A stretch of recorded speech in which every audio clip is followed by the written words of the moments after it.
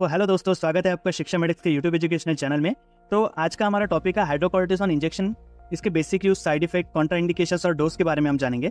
तो हाइड्रोकोर्टिसोन एक ग्लूकोकॉर्टिकोस्टेरॉइड क्लास का मेडिसिन है और नेचुरली इसे कॉर्टिकोस्टेरॉइड हार्मोन भी कहा जाता है। और सबसे ज़रूरी बात, ये जो दवा है वो मेडिकल सुपरविजन के अंडर ही ली जाती है। ज़्यादातर इसका उपयोग जो है हॉस्पिटल्स में किया जाता है। अगर हम इसके यूजेस के बारे में जानें कि क्या यूजेस हो सकते हैं हाइड्रोकोर्टिसोन के, तो हाइड्रोकोर्टिसोन एक शॉर्ट एक्टिंग ग्लूकोकॉर्टिकोस्टेरॉइड है। तो इसका जो उपयोग है वो एड्रेनालिन इनसफिशिएंसी की कंडीशंस होती है, उन सारी कंडीशंस में दिया जाता है। सीवियर एलर्जिक रिएक्शन है, उसी के साथ लंग डिसऑर्डर लाइक अस्थमा की अगर किसी को दिक्कत आती है तो उनमें दिया जाता है। Skin problem like psoriasis, eczema, dermatitis, इन सारी कंडीशंस है। अल्सरेटिव कोलाइटिस कंडीशन है लाइक जो कोलोन के प्रॉब्लम होते हैं, लो आरबीसी या फिर लो प्लेटलेट्स की जो प्रॉब्लम है, लम्स या फिर कैंसर में, बोन डिसीज लाइक आर्थराइटिस हो गया, गाउट हो गया, इन सारी कंडीशंस में जो है हाइड्रोकोर्टिसोन यूज किया जाता है।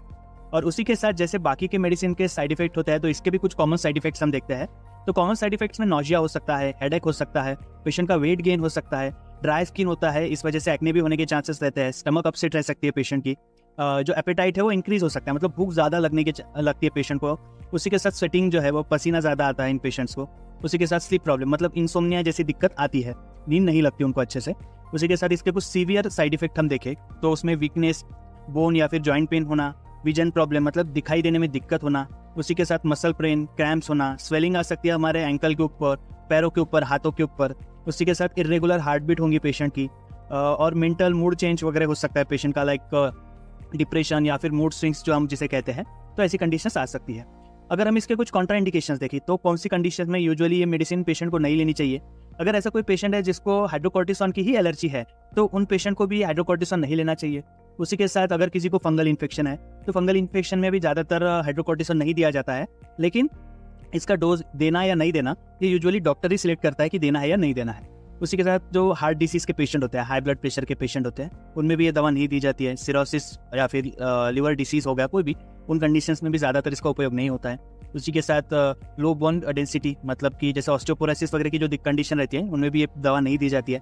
डिप्रेशन या फिर मेंटल इलनेसेस वगैरह जो होते हैं, हमने देखा था इसके साइड इफेक्ट्स में जो होता है कि जो मूड वगैरह स्विंग होता है पेशेंट के, मतलब डिप्रेशन वगैरह आने के चांसेस रहते हैं, इंसोम्निया होता है, नींद नहीं लगती है। इस वजह से जो ऑलरेडी मेंटल इलनेसेस से ग्रस्त है उन पेशेंट्स को भी हाइड्रोकोर्टिसोन नहीं दिया जाता है। उसी के साथ किडनी डिसीज हो गया, थायराइड हो गया, ट्यूबरकुलोसिस हो गया, इन सारे पेशेंट्स में हाइड्रोकोर्टिसोन बहुत कम यूज करते हुए देखा गया है। लेकिन डॉक्टर द्वारा अलग अलग कंडीशन में हाइड्रोकोर्टिसोन यूज कर सकते हैं, वो उनकी ड्रग ऑफ चॉइस रहती है। और हाइड्रोकोर्टिसोन का अगर डोज हम देखें तो ये दोनों थ्रू, मतलब IV भी दिया जाता है, IM भी दिया जाता है, और ये डॉक्टर द्वारा दिया जाता है। लेकिन अगर हम जनरल डोज की बात करें तो नॉर्मल जो डोज होता है इसका 100 मिलीग्राम से लेकर तो 200 मिलीग्राम डॉक्टर जो है वो स्टैट में दे सकते हैं पेशेंट को।